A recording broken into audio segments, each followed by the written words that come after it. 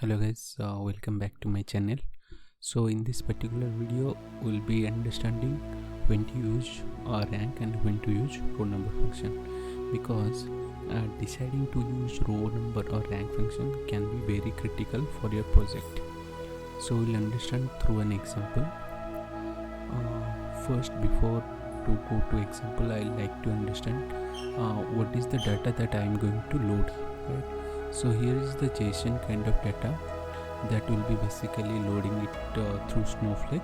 So I'll upload this data into my S3 bucket, and through S3 external stage or Snowflake external stage, we'll be loading this data into our Snowflake internal tables, right?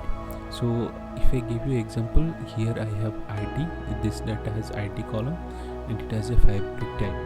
And if you see, when you flatten this data, right, so for this particular ID, since this is an array kind of data, it will be flattened into two records, right?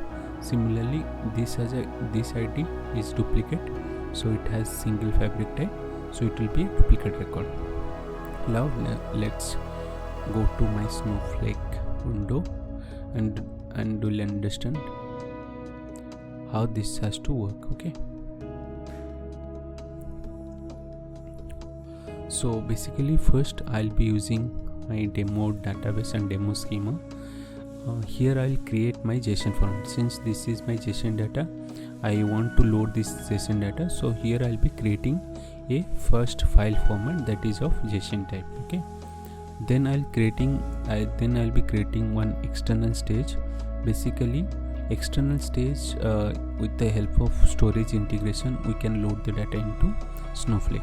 There are two ways using through Snowflake storage integration, and there is one more way where you directly mention your Snowflake credential, but that is not the most secure one, right? So here I'll mention my AWS role ARN and what is the AWS S3 bucket that I want to take data from, right?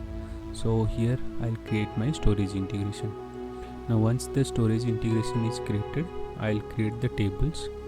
So first is the raw table, which will basically hold all the JSON data as it is. So here we will not be flattening the data, right? So for that reason I have mentioned the data type also as variant, so that it can hold the JSON kind of data, right? So here I have mentioned all the column name. So here I will be flattening out the data and loading it into my main table. Now if I want to see my S3 integration, so I can describe on it. So here you can see whatever the property it has, right? Now I'll be creating my stage, right, using this storage integration and this file format, right? So I'll create my stage. So my stage is created. Let's see if I can see the data or not. Yes, I can see the data that I have a JSON file, and it is of MD5 and some of the metadata columns that comes with it, right? Now let's copy this data into our raw table. Now the data is copied. So if I go select on the table, so if you see, this is my JSON data. Okay, now let's, before copying it into my exact main table, let's see how the data looks when I use row number and how the data looks when I use rank, right?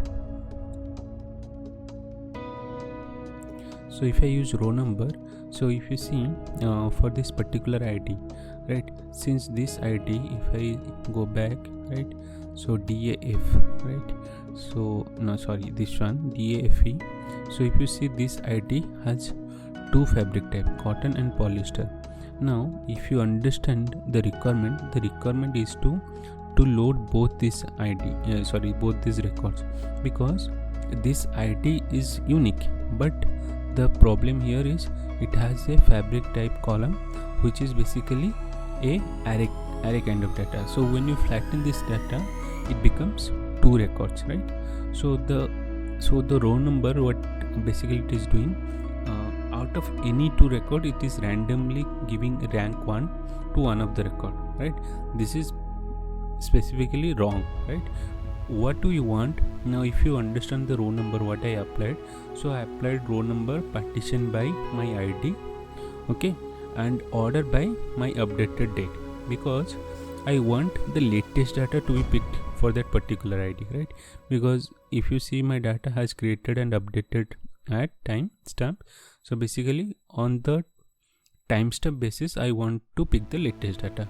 But what row number is doing, it is giving a random rank of 1 to any of the day, ID that is flattened, right? This one is okay, right? Because here we have duplicate record.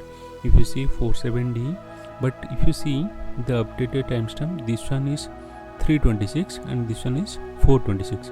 So the 426 should be having the latest timestamp, right? So if you see, this 426 is the latest timestamp and it gave the rank of 1.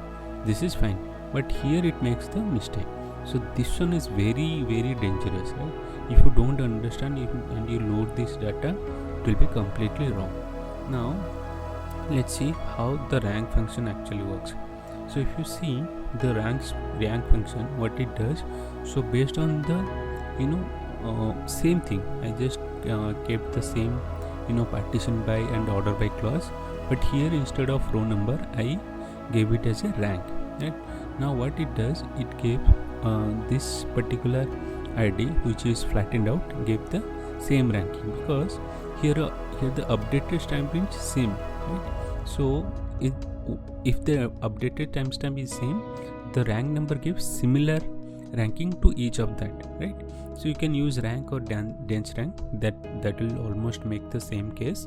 But here you have to understand, right? This rank function, using of this rank function will make my scenario correct, but if I use row number, that will make my scenario very, very, very wrong, right? So you have to understand this slight nuances before using rank and row number, right? So if I copy my data now here basically what I did, I used a qualify statement, right? Now here I did rank, right? Now if you see, I have selected the proper, right? Now if let me truncate this table, and instead of rank, if I choose a row number, then what will happen, it will insert 2 records. Now if you see, if I run, now 2 records, this is completely wrong, right? I hope this example makes you get a little bit better understanding of when to use rank and when to use row number, right? Thanks. Please subscribe to my channel.